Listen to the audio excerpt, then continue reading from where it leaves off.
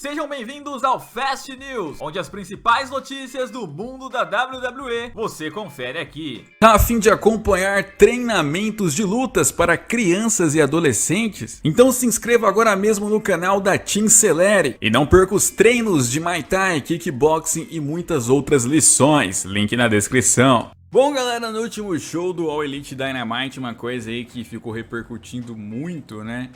Foi o fato do show tá rolando lá em Chicago e os membros da Elite fazerem provocações ali ao CM Punk, algumas referências, né? Teve o Kenny Omega mordendo o braço do Pac, referência ao Ace Steel, que teria mordido o braço lá então deles durante a confusão que rolou após o All Out. Teve o Kenny Omega fazendo o GTS, né? O Goat Sleep, finisher do CM Punk. Teve os caras dando a entender que não sabiam fazer lá o lariat lá, daquele que você sai da corda, porque o Punk não consegue fazer nunca, né? Inclusive o Logan Paul conseguiu fazer, e aí o pessoal até zoou isso, né? Tipo, até ele que começou agora sabe fazer, o Punk não. E aí gerou vários burburinhos, né? Os fãs lá, tinha alguns apoiando o Punk, tinha alguns que acharam legal. Foi dito que amigos do CM Punk que estão na Elite não gostaram muito do que rolou nesse combate aí de equipes, né? E ficaram chateados em ter utilizado isso.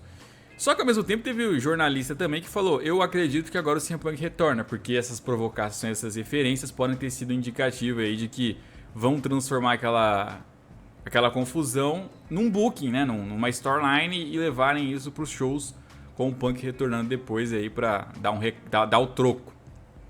Eu não acho que é por aí não, porque em 2014, quando o CM Punk quita, vários momentos rolou provocações a ele. Vocês lembram do Paul Heyman retornando com a música do CM Punk? E aí o pessoal falou: estão provocando. Você lembra das referências que o Triple H fazia ao CM Punk? Você lembra das vezes que o Vince ia pro mal, o pessoal ficava gritando CM Punk e ele dava uma cutucada? Lembra do Seth Rollins falando também do Punk, né? Falando que chamou ele, o Punk não quis. Lembra do Ryback imitando a entrada do CM Punk em Chicago? Então várias vezes eles fizeram provocações, principalmente em Chicago, quando o pessoal gritava por CM Punk. E nem por isso o CM Punk voltou. Nem por isso era algo planejado ali, porque já sabia que o Punk voltaria em algum momento. Não.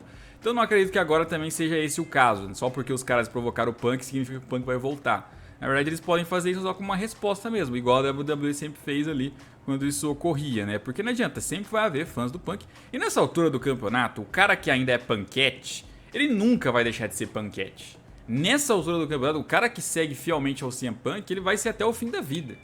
Não tem mais como você tirar a pessoa desse estado de saúde, né? Dessa condição. Então, sempre vai haver a galera gritando por ele, mas nem por isso ele vai ouvir essa turma e voltar, né? Mas foi isso aí que rolou. O que vocês acharam? Vocês acham que tinha que provocar mesmo? Tinha que ignorar? Como é que é? Bom, galera, recentemente o Ric Flair falou que simplesmente estará no Royal Rumble de 2023 e disse que ele só tá falando isso porque a WWE não pediu para ele guardar segredo, né? Então, ele que teve a loucura aí de esse ano querer fazer mais uma luta, o que ele chamou de última luta na carreira, e participou, parece que tinha se despedido, mas se ele for participar do Royal Rumble Match, que pode ser uma pegadinha também, ele fala: eu vou participar do Royal Rumble, mas participar do pay-per-view e não da luta do Royal Rumble. Mas se bem que o Royal Rumble não vai exigir muito dele fisicamente, né? Ele só pode entrar e ser jogado pra fora. Isso aí qualquer um consegue ir, até uma criança, né? Consegue fazer participação assim. Mas a verdade é que essa então vai ser a última luta dele, né? Ele empolgou pelo jeito. Se bem que não falaram pra ele guardar segredo porque imaginavam que ele, né, por ser um superstar já veterano, um hall da fama, uma lenda, já sabe que não pode contar, né? Pra não estragar a surpresa, mas se ele contou antes, talvez até cortem e ele fala: quer saber, não vai participar mais também, seu idiota. Porque, né, a graça é justamente o cara chegar lá de última hora. Imagina só, do nada, Ric Flair aparecendo no Royal Rumble, ia ser muito mais legal. Agora a gente já sabe antes, perdeu meio que a graça, né? Bom, e ontem, Dominic Mysterio e Rhea Ripley foram na casa do Rey Mysterio e estragaram o dia de ação de graças, cara. Do nada surgiram lá, invadiram a casa do Rey Mysterio lá, como se fosse um casal, deram uma surra no Rey Mysterio, ainda pegaram lá fotos antigas da família, debocharam, estragaram, cara, fizeram ali um furdúncio no dia de ação de graças aí, mostrando mais rebeldia ainda por parte do Dominic. influenciado aí por essa Rhea Ripley, né? Conseguiu aí ser manipulado por ela e agora virou esse monstro que a gente conhece nos dias de hoje. E é isso aí, cara. Que coisa. Eles vão fazer várias referenciazinhas assim, acredito eu, até chegar o Road to WrestleMania. Que aí eu acho que o Rey Mysterio e Dominic vão retomar a rivalidade definitivamente e o Rey Mysterio lutará com seu filho aí. E deve vencer o Dominic, né? Deve dar uma lição de vez no Dominic. Uma coisa é fato, né?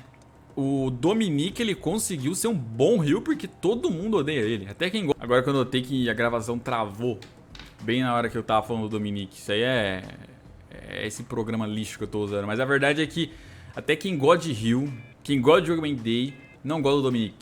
Quer que o Dominic apanhe. Porque, cara, é impressionante, né? Ele era um carinha mimado que de repente virou rebeldinho. Aí você fica com ódio do cara de... falta de uma varada, falta de uma cintada nesse cara, né? Se bem que hoje em dia não pode. Ou pode. É que eu não acompanho a criação hoje em dia moderna, né?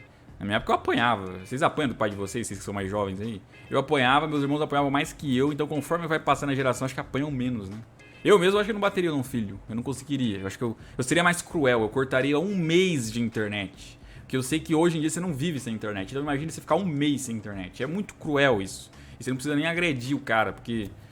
senão depois ele fica traumatizado. Agora, quando trauma de internet, ele não vai ficar traumatizado. Ele vai ficar revoltado, mas vai aprender a lição muito mais do que batendo, né? E eu gastei um minuto agora para falar sobre criação de filhos.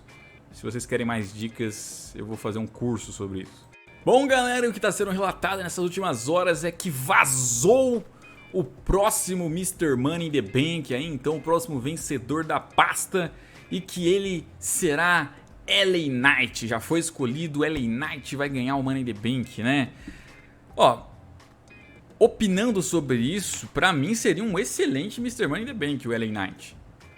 Se você for pegar o trabalho dele na Impact, um pouco do NXT e agora ele voltando a ser o LA Knight, ele realmente tem um perfil muito bom pra ser detentor dessa maleta, né?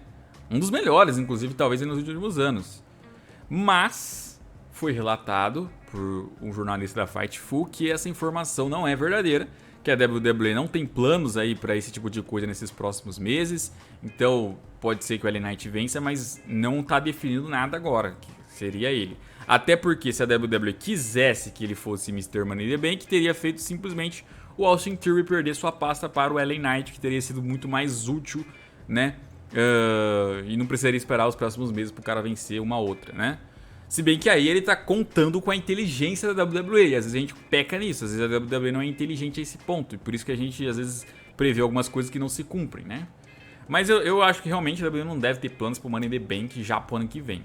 Eu acho que o Triple H deve ter uns 5 nomes em mente ali, de quem ele gostaria que vencesse. O LA Knight pode ser um deles, o Balor ser outro, o Kevin Owens ser outro, o Sami Zayn ser outro, e aí algum quinto ali, um Tommaso, um Johnny Gargano, alguém do gênero. Mas não acho que já tá definido agora, né? Geralmente é assim com o Royal Rumble, com combate de WrestleMania. Agora Money in the Bank não é tão simples assim. Não sabe nem se os caras vão chegar pronto fisicamente ali, não vai ter nenhuma lesão, né? Então não dá pra cravar nada agora. Mas seria um ótimo Money in the Bank ali, o LA Knight, cara. Eu gostaria demais se ele realmente fosse aí o vencedor, mas não tenho tanta fé que isso tá definido.